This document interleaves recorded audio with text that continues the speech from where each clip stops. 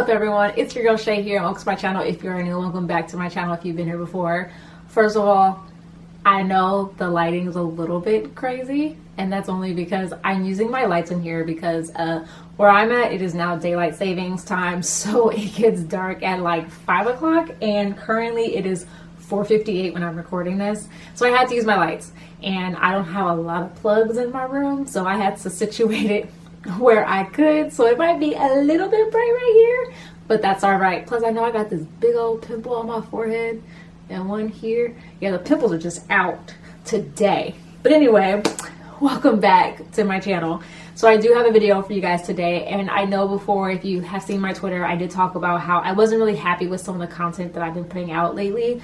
So I took a little bit of a small break. I missed a video for Saturday, which actually felt very nice for me, but now I'm back with a new video, and this time it is something that I think I've talked about before, but I want to do more like discussion like topics about like the anime industry itself, or just basically any topic that I find interesting that I just hope that you guys like as well. So for this one, I actually want to do like a continuation of a topic that I have done previously, which is where I basically talked about like more so like about piracy and like why do people still pirate anime even now in 2021, even though now there are so many other ways for people to be able to watch anime, because anime at this point, we can pretty much call it mainstream at this point, because you can watch it on so many different avenues besides just on TV, where a lot of us kids that grew up in the 90s only really had that outlet or that way to really watch anime. Otherwise it was us pirating stuff off the internet, whether that was torrenting or streaming or however through illegal streaming sites.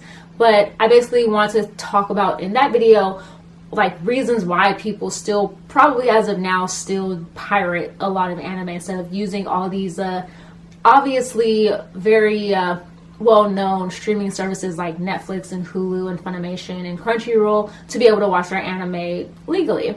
So one of the things that some people had actually said was that, well, a lot of us wouldn't pirate a lot of anime if more anime came from Japan, or in their way of putting it, as far as how I was able to kind of interpret it, was that if every anime that was made in Japan made it over here to the US, because there is a lot of anime that is made in Japan and never comes over here to the States, like it just never gets licensed.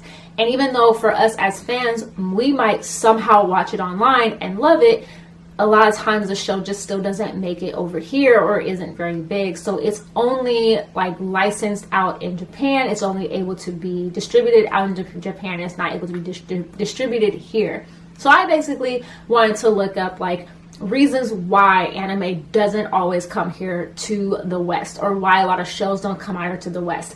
And I also want to talk about region lock, because there are a lot of people that are outside of the States that don't have access to anime like we have access here. Like certain shows just are not able to be shown there. So I have my phone right here with a few notes that I was able to take. So if I look down, that is why. But let's just start with a few of the reasons that I have, which reasons I actually found like 4 different reasons. One of the reasons why a show may not come out here to the West is that the original creator just doesn't want to.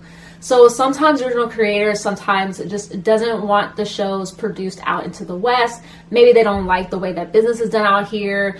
Maybe they just, don't want their show to come out that way.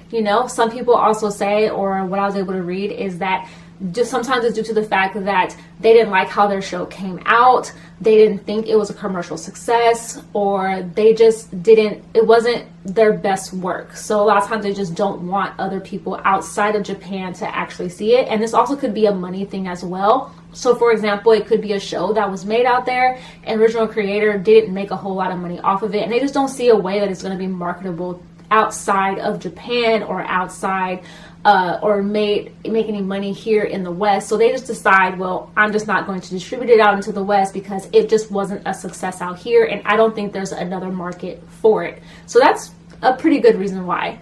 A second reason is that a licensing deal was too hard to strike, either due to demands on either side due to money. So this could be either on the creator side, whether with the original production team, where they just couldn't strike up a deal. They basically couldn't get the money together, or they just had too many demands as far as like what they wanted in returns for their show being distributed to the West. And this also could be the same exact thing on the West side. It could be that out here, you know, we had demands, or the US had demands on what was going to be happening with the show, and they didn't like it, and they said, well, I'm going to decide to just walk away from this deal, and it's just never going to come out in the West.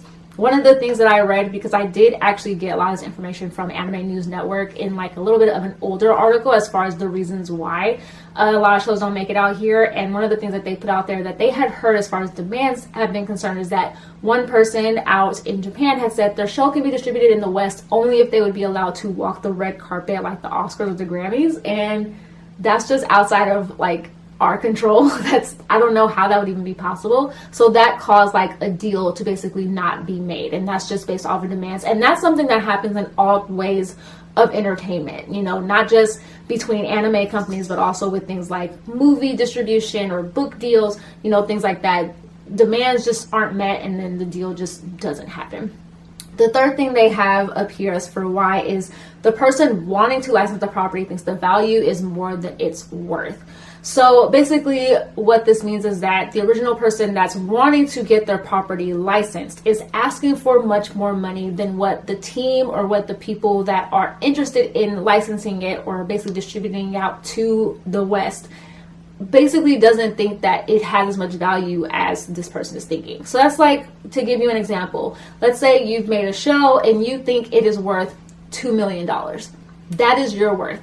That is what you think this show is worth. But the person trying to license it to is like, no, I only think this is worth $500,000. I don't think it's worth $2 million. So basically, you are placing such a high value on your work that this distributing company is like, hey, we can't pay you because we don't think it's worth that much.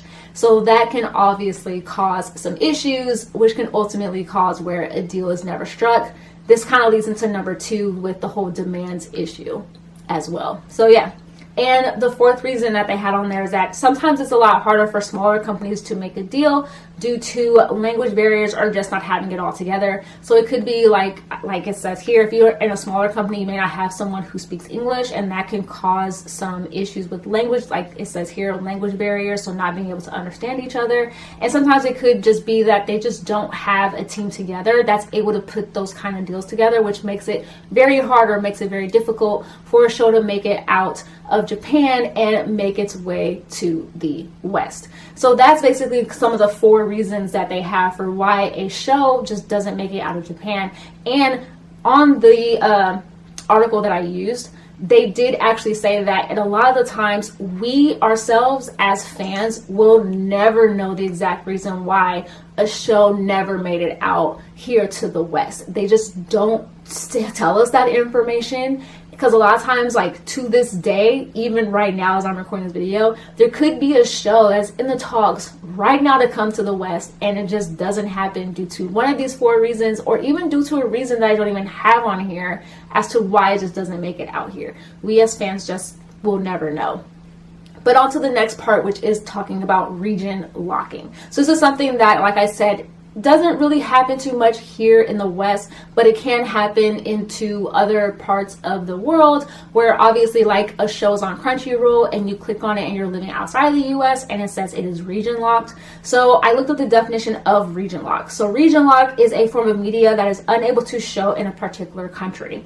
And then as far as looking up why something is region locked, and it says sometimes it can be due to stagger a release of a product. So like, for example, look at movie releases. A movie releases here and it releases like in December. Like for example, Spider-Man No Way Home is going to be releasing here like I think December 17th, but the movie actually won't be released I think in Japan until like sometime in early to mid-January. So like it says, to stagger release of a product. But in anime's case, it is usually because a licensing deal just couldn't be struck with that particular country. So I have looked up a little bit more about this, or as far as like what I remember looking up before, is that that, sometimes what can end up happening is that a licensing deal can happen, and within that licensing deal, they can say, okay, you can distribute it out here in the US, but we're not going to distribute it out into Canada, or we're not going to distribute it out into Europe. We're not going to allow you to stream it out there just here. And that's just because the licensing deal just couldn't happen, or that was a part of their demands, that they just didn't want that to happen.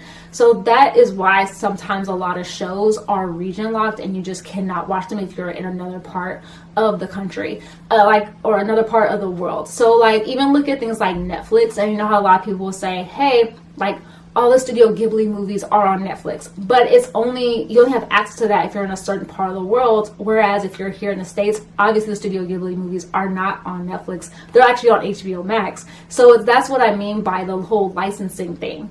And that's probably why a lot of shows are region locked. So how does this affect us as fans when it comes to things like shows not coming out here to the West or region locking? So when it comes to shows not coming out here to the West, honestly, I don't really have an answer, to be honest, only because of the fact that in some ways I feel like it's making it where us as fans are so entitled that we feel like we have to have every single show that comes out. But one of the things we have to recognize and realize is that anime is still a business. Yes, they do want to satisfy us as the consumer, those of us as fans, but they also have to make sure that they are making money. And they also have to make sure that what they're doing is within the, I guess, how am I going to put this?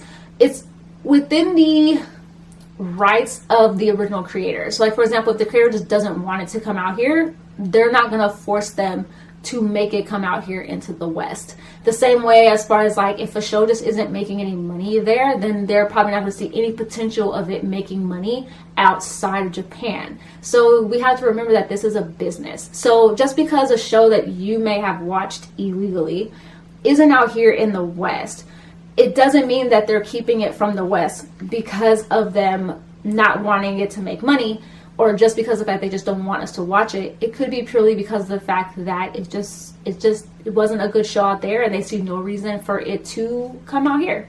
So yeah, that's kind of what I have for you guys. Let me know your thoughts about this topic by, of course, commenting down below. I will have links to all my social media accounts. I have an Instagram, a Twitter, and of course I also have a TikTok, so please check me out on there as well. And if you like the video, give it a thumbs up. If you don't, you just don't. And of course, please subscribe if you haven't already. And I'll come with a new video soon, probably Saturday. Alright, you guys, like I always tell you guys, stay positive, stay nerdy, and today's day and age, stay healthy, and of course, please stay safe. Alright, you guys, bye.